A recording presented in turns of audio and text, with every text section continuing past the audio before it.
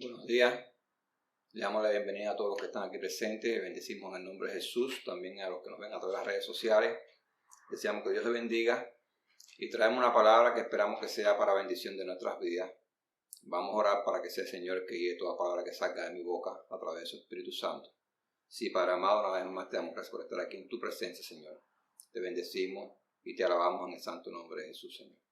Pedimos, Santo Dios, que seas tú que te manifiestes a través de mí, Señor, que ponga palabra en mi boca y que guíe toda palabra que salga de mi boca, Señor, que sirva para la edificación de nuestras vidas y de todas las personas que se acerquen, Señor, a escuchar este mensaje en el nombre de Jesús, Señor. Amén. El tema que traigo hoy es un tema bien polémico. Hay muchos criterios, muchas opiniones de este tema. Si lo buscas en internet, que es vida después de la muerte. Entonces nosotros vamos a ver desde el punto de vista bíblico qué es lo que dice la Biblia acerca de este tema.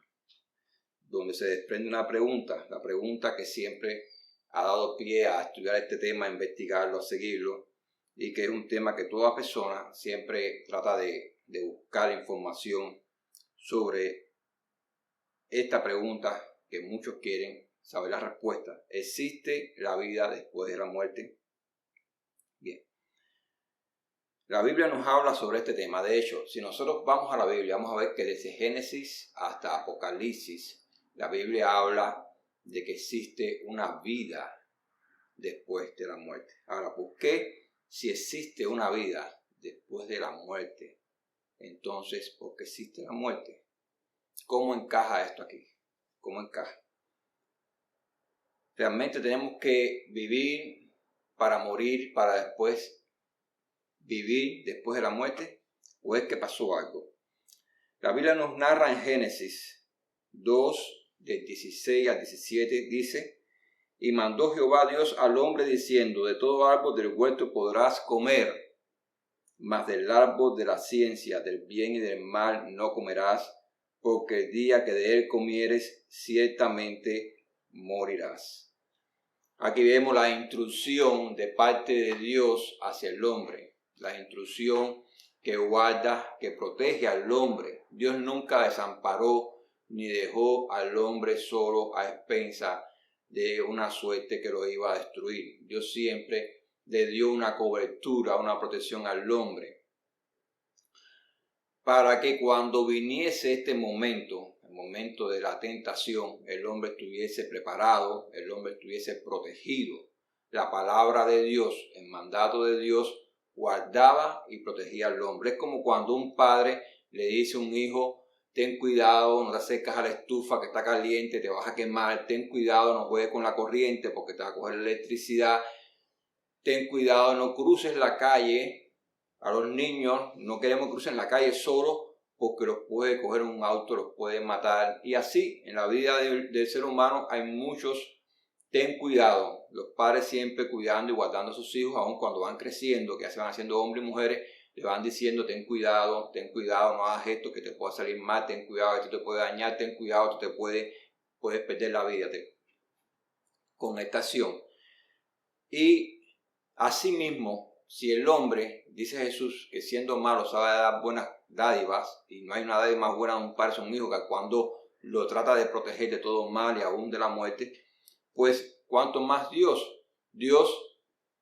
de antemano trazó y estableció una protección alrededor del hombre que él había creado.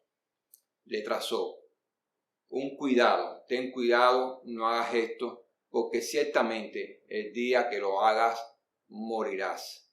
Le está poniendo ahí la protección de antemano. Se está poniendo como un escudo alrededor de él. Pero el hombre, cuando vino el momento de la tentación, decidió escuchar más la voz de la tentación, la voz de la seducción, que obedecer a Dios.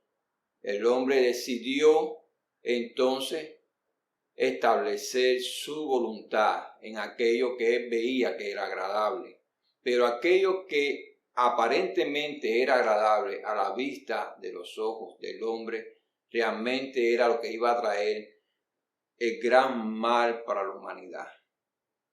Cuando el hombre decide desobedecer a Dios, entonces dice que inmediatamente el hombre queda en un estado de muerte, porque esa desobediencia provoca que el hombre quede separado de Dios en el plano espiritual, por cuanto Dios es un Dios que es santo. El hombre al pecar, a desobedecer, entra el pecado en la humanidad, entra por ende también la muerte, que es la separación de Dios. La Biblia narra y describe la muerte como la separación de Dios, como la separación de la vida del Creador, que es vida, que crea la vida y que le da vida a la creación.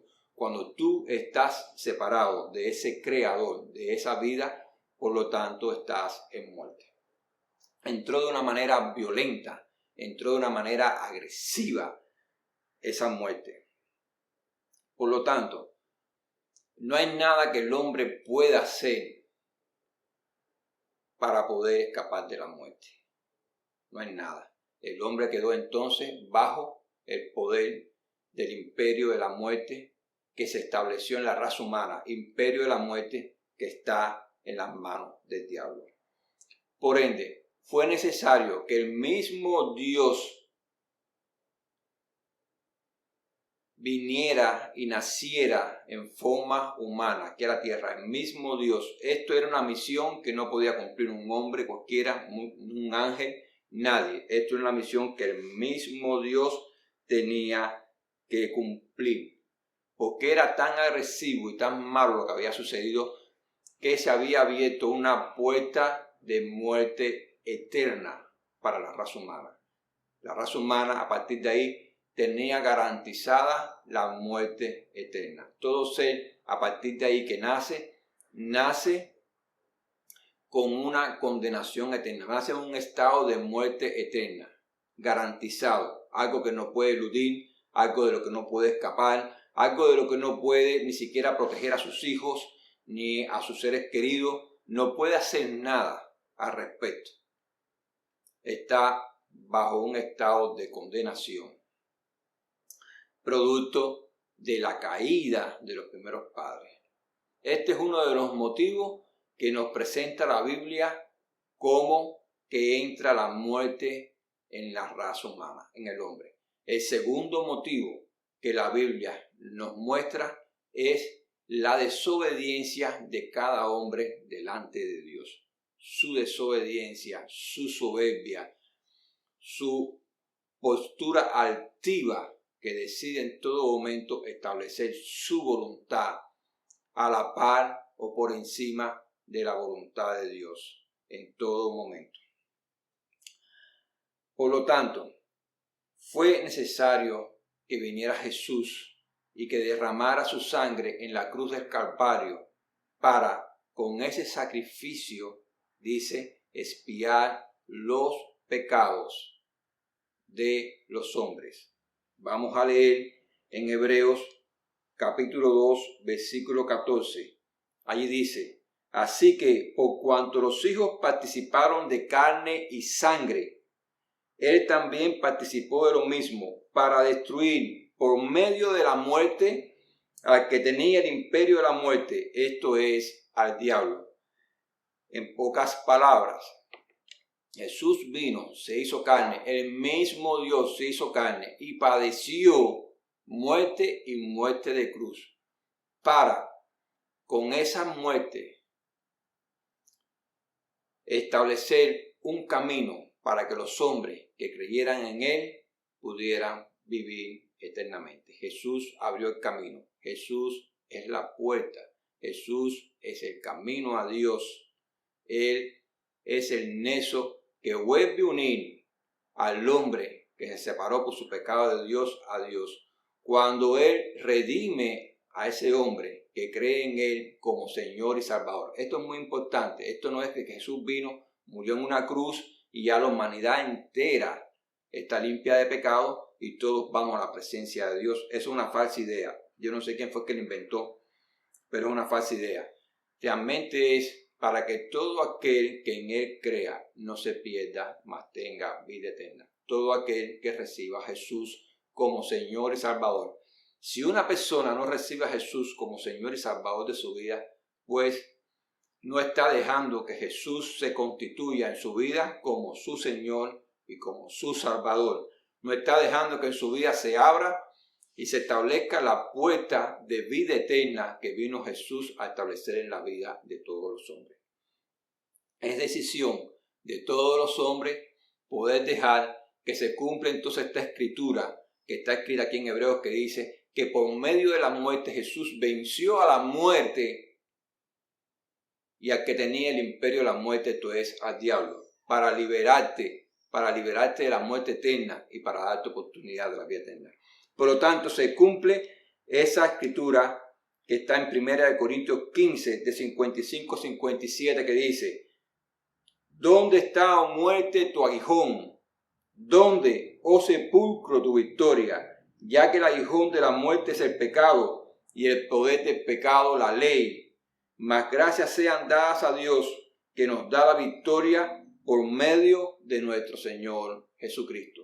Dios nos da la victoria por medio de nuestro Señor Jesucristo. El mismo Dios que creó al hombre, el mismo Dios que viene a socorrer al hombre, que viene a salvarlo de este gran mal que se estableció cuando el hombre decidió pecar y hacer su voluntad. El mismo Dios viene a darle una segunda oportunidad al hombre, viene a darle al hombre este regalo de vida eterna que el hombre no tiene, no puede obtener por sí mismo. Por lo tanto, podemos ver aquí que la muerte espiritual es un gran obstáculo para el hombre, un obstáculo que no puede salvar, un obstáculo de que tú no puedes hacer nada para poder vencer ese obstáculo. Es necesario que se establezca en tu vida la redención que Jesús estableció en la cruz del Calvario. Es necesario que tú dejes que esta salvación que se compró con sangre y con sangre derramada en la cruz del Hijo de Dios, porque la sangre que se derramó en la cruz del Calvario no es cualquier cosa, es la sangre del Hijo de Dios que se derramó para perdón de los pecados. Por lo tanto, tienes que dejar que este perdón, que esta gracia que Dios te da, tienes que dejar que se establezca en tu vida, la tienes que aceptar. Nadie te puede forzar a que tú la aceptes. Y no porque Dios haya enviado a su Hijo y Él haya muerto en una cruz, quiere decir de que tú la recibes sin hacer nada a cambio. Tú tienes que recibirla, tú tienes que aceptarla en tu corazón. Tú tienes que creerla y tú tienes que testificarlo con tu boca, que Jesús es tu Dios y es tu Salvador. Ahora, en Mateos 25 a 23.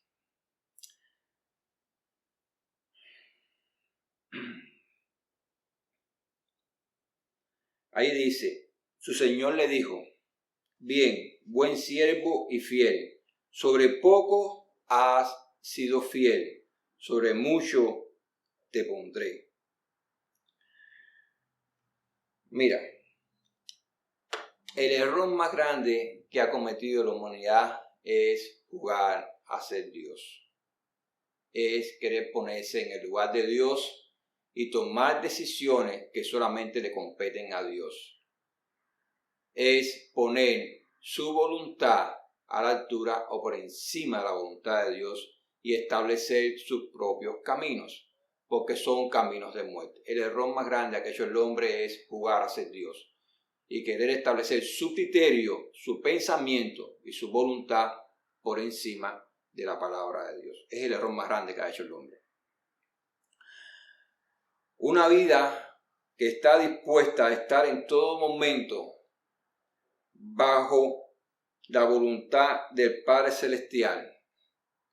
Esa vida fue la vida que manifestó Jesús. Jesús nos enseñó un testimonio de una vida de un temor reverente delante del Padre Celestial.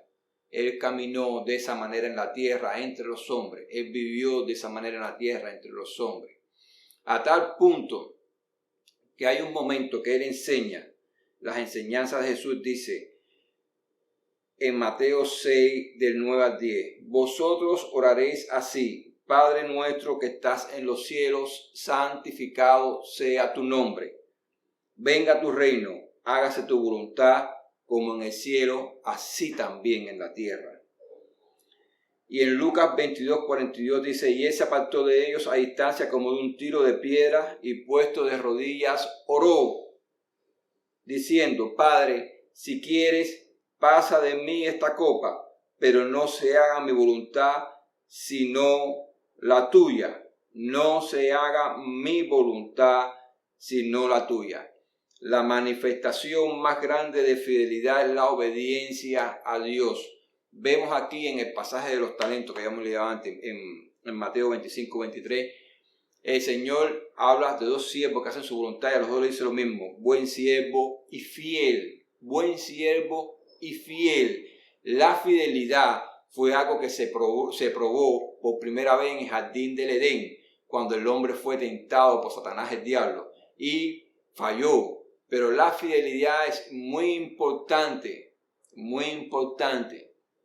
No se puede pretender entrar al reino de los cielos una persona que tenga su vida inclinada a los deseos de la carne, al pecado y a vivir bajo su voluntad, no puede pretender entrar y pertenecer al reino de los cielos. Ninguna cosa inmunda entrará allí y formará parte del reino de los cielos. Tenemos que tener vidas que estén acorde a lo que Dios pide y a lo que Dios demanda. Esto es muy importante. Sí, es cierto que Dios no pide que una persona sea perfecto para salvarlo. No, Él sabe que no somos perfectos, sabe que somos pecadores. Pero nuestras vidas tienen que cambiar. Nosotros tenemos que manifestar en testimonio vivo el cambio que hay dentro de nosotros mismos. No podemos seguir caminando de la misma manera que éramos después de haber conocido a Jesús, después de haberle recibido como Señor y Salvador. La vida de Jesús fue un testimonio vivo de aquel que vivió entre los hombres en un temor reverente delante del Padre Celestial. Fue un testimonio vivo, no solamente fue una enseñanza, fue un testimonio vivo. Por eso no solamente lo enseñó en la oración modelo del Padre Nuestro, sino también que él mismo lo testificó en Getsemaní. Dice que 3 veces oró lo mismo, 3 veces. La Escritura lo narra. Y las 3 veces oró lo mismo diciendo, Padre, si puede de mí, pasa esta copa, pero, y esta es la parte más importante, no se haga mi voluntad, no se haga lo que yo quiero, sino se haga tu voluntad, se haga como tú quieres. Y esto es algo que tenemos que ver. Jesús es el patrón, es la guía. Si Él lo hizo así, ¿qué nos exonera a nosotros que no lo hagamos así también? Al contrario, Él es nuestro maestro. Debemos seguir sus pasos, debemos seguir su ejemplo. A veces es difícil, pero tenemos, por decirlo así, una ventaja. Tenemos esta promesa que Él nos dio y aquí yo estoy con ustedes todos los días hasta el fin del mundo. Él está a nuestro lado. Él no promete que no vendrán problemas, Él no promete que no vendrán situaciones, Él no promete que no vendrán dificultades, Él no promete que no vendrán tentaciones, pero sí promete que estará al lado nuestro todos los días de nuestra vida para ayudarnos, para sostenernos, para guiarnos, para cubrirnos con su gracia. En todo momento Él estará allí. Por lo tanto, si vemos entonces estos 2 puntos, que la muerte entra en la humanidad y que Jesús vino para abrir la puerta de la vida eterna, porque la muerte eterna ya está garantizada producto del pecado original, producto del pecado del hombre, producto de la rebeldía del hombre. Porque no se le puede poner toda la carga encima solamente a Adán y Eva, porque la culpa tiene Adán y Eva, porque ellos pecaron, yo soy así. No, tú también eres rebelde, tú también eres pecador y tú también decides caminar sobre tus propios deseos y establecer tu propia voluntad en tu vida. Por lo tanto, tú también te apartas de Dios. Y aquí entonces viene una gran pregunta, ya que la Biblia establece que hay 2 lugares en la eternidad, 2 lugares completamente diferentes que no tienen nada que ver uno con el otro. Un lugar donde se va a establecer la vida eterna y un lugar donde se va a estar la muerte eterna. Y dicho de paso, la vida que nosotros estamos viviendo aquí es nada comparada con la eternidad. Por eso Jesús vino, Entonces esta pregunta es, ¿dónde vas a pasar la eternidad? Es una pregunta muy importante. Tú sabes dónde estás viviendo hoy, lo que estás haciendo, pero ¿dónde vas a pasar la eternidad? ¿Dónde la vas a pasar? ¿Qué vas a hacer con respecto a esto? En Mateos 9, de 43 al 48, allí Jesús enseña, a partir del 43. Si tu mano te fuera ocasión de caer, córtala. Mejor te es entrar en la vida manco que teniendo dos manos ir al infierno, al fuego que no puede ser apagado, donde el gusano de ellos no muere y el fuego nunca se apaga. Si tu pie te fuera ocasión de caer, córtalo. Mejor te es entrar a la vida cojo que teniendo dos pies ser echado en el infierno, al fuego que no puede ser apagado, donde el gusano de ellos no muere y el fuego nunca se apaga. Y si tu ojo te fuera ocasión de caer, sácalo. Mejor te es entrar en el reino de Dios con un ojo que teniendo dos ojos ser echado al infierno, donde el gusano de ellos no muere y el fuego nunca se apaga. Si vamos a Mateo 13, de 47 a 50, dice, asimismo el reino de los cielos es semejante a una red que echada en el mar recoge toda clase de peces. Y una vez llena, la sacan a la orilla y sentados recogen lo bueno en cestas y lo malo lo echan afuera. Así será el fin del siglo. Saldrán los ángeles y apartarán los malos de entre los justos y los echarán en el horno de fuego. Allí será el lloro y el crujir de dientes. Tienes que ver cómo Jesucristo describe el infierno. El mismo Jesús que vino para darnos vida. El mismo Jesús que descendió del cielo y derramó su sangre en la cruz del Calvario para salvar a la raza humana. El mismo Jesús que enseñó, yo soy la resurrección y la vida. El que cree en mí, aunque esté muerto, vivirá. Es el mismo Jesús que enseña y advierte que hay un lugar de muerte por toda la eternidad. El mismo Jesús. Él no descendió a la tierra para hacer un acto heroico y levantarse como aquel que hace una cosa muy importante y ser el más famoso de los más famosos. Él no vino a nada de eso. Dios no está en ninguna de esas boberías. Dios vino a cumplir una misión muy importante, porque Jesús es el Dios hecho carne, es la palabra hecha carne, es el Dios que se encarnó y vivió como un humano entre los hombres y participó de carne y sangre, como ya lo leímos en el pasaje de Hebreo, para así con la muerte derrotar que tenía el imperio de la muerte, esto es al diablo. Y lo hizo por amor a nosotros, lo hizo por amor a ti, lo hizo por amor a mí. Lo hizo. Se humilló hasta lo último, hasta lo sumo, dice la palabra de Dios, hasta la muerte y muerte de cruz. Él tomó nuestro lugar. Él dejó literalmente que lo molieran, que lo hicieran pedazos. Y murió allí, tomó nuestro lugar, para que nosotros no tuviéramos que ir a este lugar de condenación eterna, donde Él describe que el fuego nunca se apaga y el gusano nunca muere, donde Él describe que allí será el lloro y el crujir de dientes. Pero tienes que tener en cuenta que lo más triste de todo esto es que de ese lugar no se sale. Es por toda la eternidad. Dios no habla en su palabra que de ahí se sale, sino Él dice que es por toda la eternidad. Allí será el lloro y el crujir de dientes.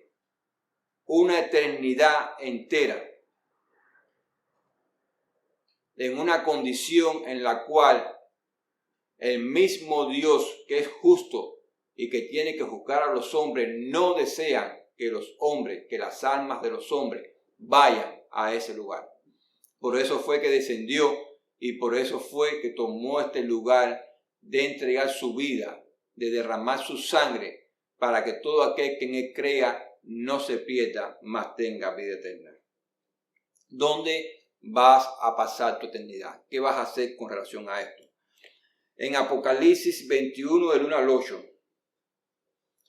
Dice allí, esta es la revelación que se le da al apóstol Juan. Y él escribe en lo que él vio, dentro de lo que vio, lo que le permitieron escribir. Dice a partir del versículo 1, vi un cielo nuevo y una tierra nueva, porque el primer cielo y la primera tierra pasaron, y el mar ya no existía más. Y yo, Juan, vi la santa ciudad, la nueva Jerusalén, descender del cielo de Dios, dispuesta como una esposa ataviada para su marido. Y oí una gran voz del cielo que decía, he aquí el tabernáculo de Dios con los hombres, y él morará con ellos, y ellos serán su pueblo, y Dios mismo estará con ellos como su Dios.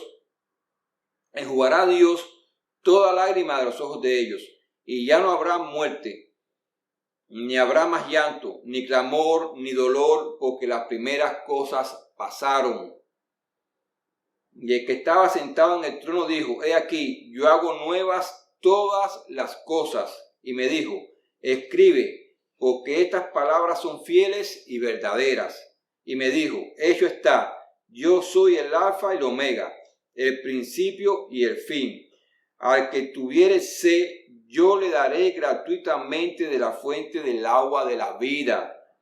El que venciere heredará todas estas cosas, y yo seré su Dios, y él será mi hijo. Pero los cobardes e incrédulos, los abominables y homicidas, los fornicarios y hechiceros, los idólatras y todos los mentirosos tendrán su parte en el lago que arde con fuego y azufre, que es la muerte segunda. Escucha, él está describiendo de cosas gloriosas y maravillosas, pero al mismo tiempo está diciendo que todos aquellos que rechacen esta gracia, que rechacen esta bendición y que decidan vivir su vida a su manera, bajo su voluntad, bajo sus preceptos, todas estas personas que quieren vivir la vida a su manera, como hay una canción por ahí que es así, a mi manera, pues bueno, quieres vivir la vida a tu manera, pues tendrás un final de muerte y de muerte eterna. Este es el principal mensaje de la Biblia. Cristo vino para salvarte. Hoy en día hay en muchas iglesias que no se predica este tema. Es como que no me asustes a la gente para que no se me vayan. Pero te voy a decir algo. El hecho de que un padre no prevenga a su hijo de que si camina al borde de un precipicio descuidadamente puede caer y morirse, no significa de que el precipicio no esté ahí. El hecho de que no se predique hoy en día en las iglesias este tema del infierno y de la condenación de las almas para no asustar a la gente, no significa que no hay un juicio para condenar a aquellos que hicieron lo malo y que no se arrepintieron de sus pecados, y de que el infierno no sea real y que no esté ahí. Por eso es importante que medites en esta palabra que se está dando. Porque no es que como se predica y se enseña en la humanidad de que una persona murió y ahora vamos a hacer una misa y ya, descansa en paz, va al purgatorio, allí va a quitarse las cosas malas que tenía para que vaya al cielo. Todo eso es una gran mentira y no está en la palabra de Dios. Y eso sinceramente lo que hace es que no permiten que los hombres se preparen para cuando llegue este momento. No permiten que estén listos. Más bien los exponen al precipicio para que se caigan y se mueran. Los exponen a la condenación eterna. Están jugando con las vidas de estas personas. Con las vidas de estas personas, pero referente a la eternidad. Están jugando sobre en qué lugar van a pasar la eternidad. En el mismo libro de Apocalipsis, el mismo capítulo 21, versículos del 22 al 27 dice, y no vi en ella templo, están hablando de esta ciudad, porque el Señor Dios Todopoderoso es el templo de ella y el Cordero. La ciudad no tiene necesidad de sol ni de luna que brillen en ella, porque la gloria de Dios la ilumina y el Cordero es su lumbrera. Sus puertas nunca serán cerradas de día, pues allí no habrá noche, y llevarán la gloria y la honra de las naciones a ella. No entrará en ella ninguna cosa inmunda o que hace abominación y mentira, sino solamente los que están inscritos en el libro de la vida del Cordero. Y aquí es otro punto importante. Cada persona es responsable de que su nombre esté escrito en el libro de la vida. Eres responsable. No es otra persona la que es responsable. Eres tú mismo el responsable, el que toma la decisión de que tu nombre esté escrito en el libro de la vida. Además de esto, si eres padre o eres madre, eres el responsable de que el nombre de tus hijos esté escrito en el libro de la vida. Eres el responsable por las vidas que Dios puso en tus manos, de encaminarlas hacia el camino de la vida eterna. Porque como ya te explicamos, el camino de la muerte eterna hace mucho tiempo que está establecido desde la caída del hombre en el jardín del Edén, cuando decidió desobedecer y apartarse de Dios. Nacemos con una condenación establecida. Pero lo que hemos creído en Jesucristo, dice que hemos nacido de nuevo, del agua y del Espíritu. Por lo tanto, Dios hace nuevas cosas en nuestra vida. Y la nueva cosa que hace es que a través de la sangre del Cordero que se derramó en la cruz, el que se derramó en la cruz del Calvario, dice que al aceptar esta salvación, nuestros libros son escritos en el libro de la vida del Cordero. Es el libro de la vida del Cordero, de Jesucristo, del Cordero de Dios. Allí están escritos nuestros nombres en ese libro. Y al estar escrito allí, dice entonces que tenemos garantizada, dice, la salvación que Jesús compró en la cruz del Calvario. En Juan 3, 16 al 21. Y te quiero decir a ti, si eres padre, si eres hombre, si eres padre de familia, que la responsabilidad más grande está sobre tus hombros. Porque tú eres el cabeza del hogar. Por lo tanto, la responsabilidad más grande está sobre tus hombros. Tú eres el responsable por tu vida. Tú eres el responsable por la vida de los que están bajo tu cuidado, bajo tu amparo, de guiarlos a la salvación, de mostrarles el camino de la salvación, de la redención, por la vida de la familia que tú creaste, de tu esposa y de tus hijos. Tú eres el responsable. Y si tú dices que verdaderamente tú amas a tu esposa, y si tú dices que verdaderamente tú amas a tus hijos, la manifestación más grande de amor es que ellos puedan huir de la muerte eterna, de que ellos no pasen una eternidad en una situación de condenación eterna, sino que sus nombres sean inscritos en el libro de la vida y puedan pasar una eternidad en la presencia de Dios, llenos de abundante bendición y de paz. Dice en Juan 3, 16, a partir de 16, porque de tal manera amó Dios al mundo, que ha dado a su Hijo unigénito, para que todo aquel que en él cree no se pierda, mas tenga vida eterna. Porque no envió Dios a su Hijo al mundo para condenar al mundo, sino para que el mundo sea salvo por él. El que en él cree no es condenado, pero el que no cree ya ha sido condenado, porque no ha creído en el nombre del unigénito Hijo de Dios. Este versículo es muy importante, porque todo el mundo repite de memoria Juan 3:16, pero el 18 dice, el que en él cree no es condenado, pero el que no cree ya ha sido condenado, porque no ha creído en el nombre del unigénito Hijo de Dios. Y esta es la condenación, que la luz vino al mundo, es decir, Jesús. Y los hombres amaron más las tinieblas que la luz, amaron más sus obras, sus deseos, establecer su voluntad y vivir en su vida de pecado, que a Jesús, porque sus obras eran malas. Porque todo aquel que hace lo malo aborrece la luz y no viene a la luz para que sus obras no sean reprendidas. Mas el que practica la verdad viene a la luz para que sea manifiesto que sus obras son hechas en Dios. Es necesario que vengas a Jesús. Es necesario que te arrepientas de tus pecados. Es necesario que reconozcas a Jesús como Señor y Salvador de tu vida. Es muy necesario. Nadie puede tomar el paso de fe por ti. Lo tienes que hacer tú mismo. ¿Dónde vas a pasar la eternidad? Porque en Romanos 3:23 en adelante dice: por cuanto todos pecaron y están destituidos de la gloria de Dios, siendo justificados gratuitamente, escucha esto, siendo justificados gratuitamente por su gracia, mediante la redención que es en Cristo Jesús, Señor nuestro, siendo justificados gratuitamente. No tienes que hacer nada, tú no puedes justificarte, de hecho, de antemano, pero siendo justificados gratuitamente. Él lo hizo por amor y es un don de Dios. La salvación es un regalo, siendo justificado gratuitamente. Ahora, la decisión de dónde vas a pasar la eternidad la tomas tú. ¿Existe vida después de la muerte? Sí. La Biblia habla de una vida después de la muerte, porque el hombre no fue creado para morir. El hombre murió por desobedecer a Dios, por separarse de Dios, por establecer la voluntad en su vida, su deseo, lo que me gusta, lo que me es agradable, lo que yo quiero.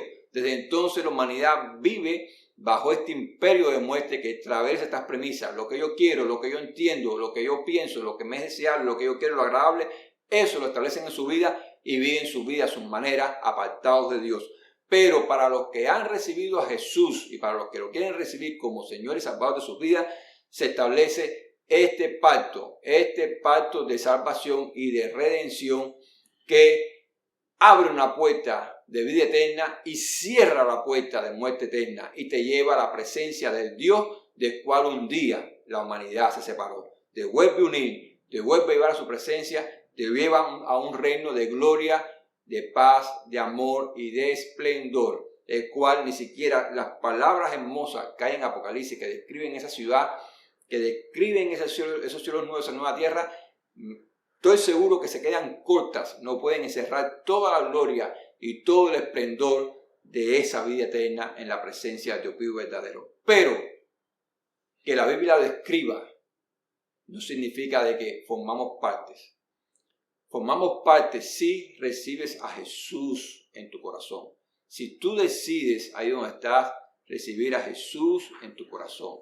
Si tú crees en tu corazón con fe y confiesas con tu boca que Jesús es tu Salvador y le recibes, entonces dice la Biblia que tu nombre es escrito en el libro de la vida. Vamos a orar.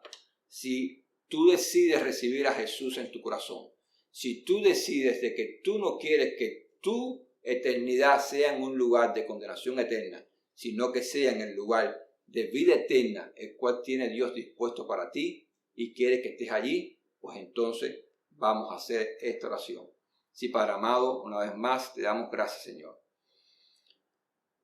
Te pedimos, Señor, que tú bendigas a estas personas, Señor, que nos están escuchando, y que tú prepares su mente y sus corazones para esta pequeña oración que vamos a hacer, Señor, en el nombre de Jesús.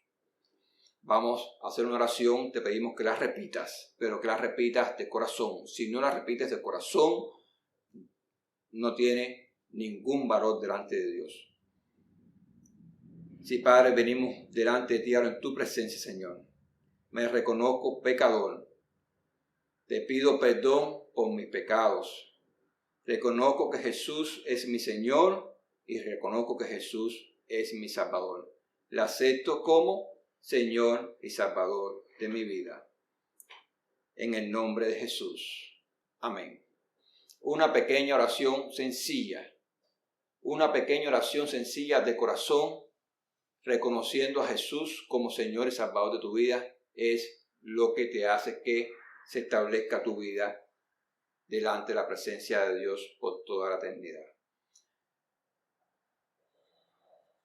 El consejo que te damos es que no solamente le recibas, sino que, como te enseñó la palabra, de que seamos un buen siervo y fiel, que guarde sus palabras, que busque sus enseñanzas y que guarde sus enseñanzas en tu mente y en tu corazón. Si le recibiste, te queremos decir que de ahora en adelante es un caminar con Jesús.